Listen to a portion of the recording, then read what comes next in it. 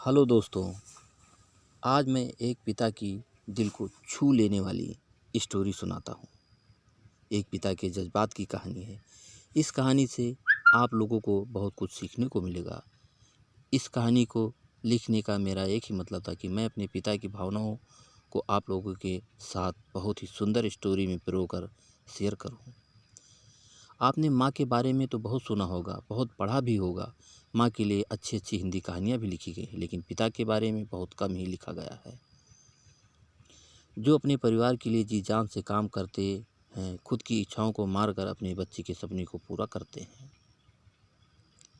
यह तो आइए दोस्तों, इस स्टोरी को हम शुरू करते हैं। यह स्टोरी शुरू होती है जब मैं घर से गुस्से में बड़बड़ाते हुए निकल आया था और बस स्टैंड की तरफ आगे बढ़ने लगा। मैं मन ही मन बड़बड़ाता रहा। पता नहीं कितने पैसे छुपा के रखे हैं, लेकिन मेरे लिए एक बाइक नहीं ले सकते। मैं यहाँ से चला जाऊँगा और तब तक वापस नहीं आऊँगा जब तक मैं खुद के पैसों से बाइक नहीं खरीद लेता। इतना सोच ही रहा था, तभी मेरे पैर में मुझे कुछ चुभने का एहसास हुआ। नीचे देखा तो समझ आया कि जल्दीबाजी में पापा के जूते पहनाया हूँ। उन जूतों में कील उभरी हुई थी, जो मेरे पैर में बार बार घाव किए जा रही थी। लेकिन उस समय गुस्सा अधिक था, तो मैं बड़बड़ाते हुए आगे बढ़ गया। एकाएक मुझे याद आया कि मैं पापा का पर्स भी साथ ले आया हूँ। मेरे खुराफाती दिमाग में एक ख्याल आया, क्यों ना आज पापा का पर्स चेक किया जाए, जिसे आज तक उन्होंने किसी को हाथ तक नहीं लगाने दिया था। पता नहीं कौन सा खजाना छुपा है इस पर्स में, जो किसी को हाथ नहीं लगाने देते। जब मैंने पापा का पुराना पर्स खोलकर देखा तो उसमें पैसे तो नहीं मिले, लेकिन पैसों की जगह एक डायरी रखी हुई थी। तब मैंने सोचा, ओह, तो यह खजाना छुपा रखा है। मैं समझ रहा था कि यह पापा ने लिखा होगा कि किस से कितने पैसे लेने हैं और किसको कितने पैसे दिए हैं, लेकिन मैं गलत था।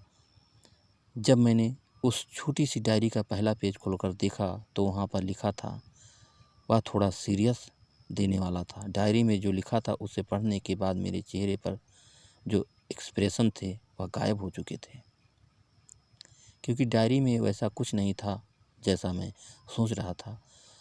वहाँ पर उन पैसों का हिसाब लिखा हुआ था जो अलग अलग कामों के लिए अलग अलग लोगों से उधार लिए गए थे। उस लिस्ट में कंप्यूटर के नाम पर भी पैसे लिए गए थे। कुछ यूँ लिखा था, 50,000 बेटे के कंप्यूटर के लिए। या वही कंप्यूटर था जिसे मैं आज तक यूज कर रहा हूँ, लेकिन मुझे यह पता नहीं था उस कंप्यूटर को खरीदने के लिए पैसे कहाँ से आए थे। लेकिन आज पता चल रहा था। मुझे आज भी याद है जब मैंने पहली बार कैमरे के लिए जिद की थी, जो मेरे पापा ने मुझे 2 हफ्ते बाद मेरे बर्थडे पर लाकर दिया था, जिसे देखकर मैं बहुत खुश हुआ था। और मुझे खुश देखकर मुझसे कहीं ज़्यादा अगर कोई खुश था तो वह थे पापा। अब मेरे चेहरे से गुस्सा एकदम गायब हो चुका था। जब मैंने आगे का पन्ना पलटा तो वहाँ पर कुछ इच्छाएं लिखी हुई थी। पहली जो विश थी उसमें जो लिखा हुआ था, अच्छे जूते पहनना। यह बात मेरी कुछ समझ नहीं आई। तभी मेरा पाँव अचानक सड़क पर भरे हुए पानी पर जा पड़ा और तभी मेरे पाँव में कुछ गीलापन होने का एहसास हुआ। जब मैंने जूते उतार कर देखा तो उसका तला टूटा हुआ था। यह देखकर मुझे डायरी में लिखी बात याद आ गई। तभी मुझे पापा की कई बातें भी याद आ रही थी कि कैसे माँ जब कहा करती थी पापा से, अब तो जूते पुराने हो गए हैं, नए ले लीजिए। तो पापा अक्सर यह कहकर टाल दिया करते थे, जूते अभी और चलेंगे, अभी कुछ दिन तो पहले लिए थे।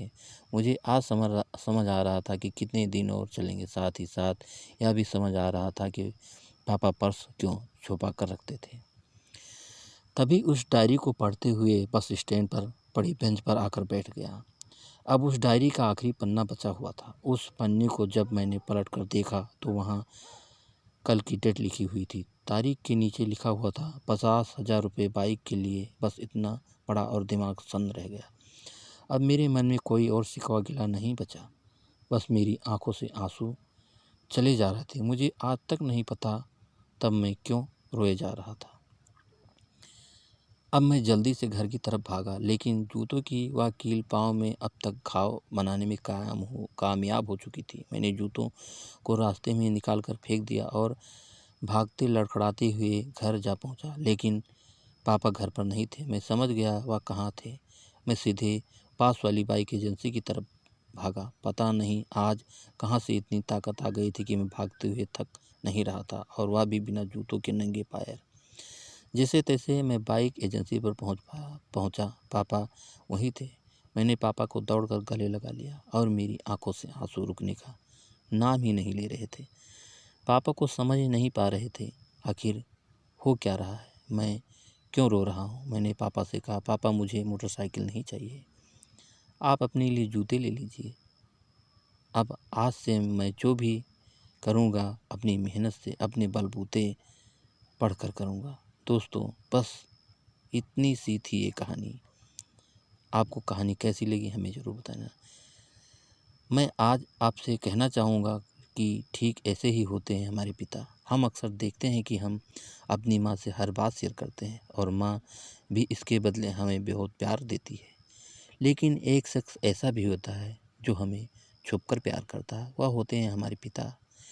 यह परिवार में एकमात्र ऐसे व्यक्ति होता है जो अपने बच्चों से उन्हें बिना बताए छिपकर प्यार करता है, खुद की इच्छाओं को मारकर बच्चों के लिए सपने देखता है और उसकी खुशी में ही खुश हो जाता है। मुझे पता है कि आप अपने पेरेंट की इज्जत करते हो या नहीं, लेकिन अगर आपके पास पेरेंट हैं तो वह बहुत ही खुशनसीब हो, क्योंकि इस दुनिया में बहुत से लोगों को तो पेरेंट्स का प्यार भी नसीब नहीं होता। अंत में मैं यही कहना चाहूँगा कि माँ बाप की भावनाओं को सम्मान करें। मेरे इस पोस्ट को लिखने का मकसद सुनाने का था कि मैं आपको से रूबरू कराऊं, क्योंकि माँ के बारे में लेखकों ने बहुत कुछ लिखा, लेकिन बाप के ऊपर कोई नहीं लिखता। इस कहानी को सुनाने के लिए मुझे अच्छी खासी मेहनत करनी पड़ी। अगर आपको ज़रा भी पसंद आई हो तो कमेंट ज़रूर करें और अपने दोस्तों के साथ शेयर भी करें। तो दोस्तों, कहानी कैसी लगी हमें ज़रूर बताना, और अगर अभी तक हमारे चैनल को सब्सक्राइब नहीं किया हो तो कर लीजिए, जिससे मेरी नई नई कहानियाँ आप लोगों के बीच पहुँचती रहे। तो अगली कहानी में फिर मिलेंगे, तब तक के लिए नमस्कार।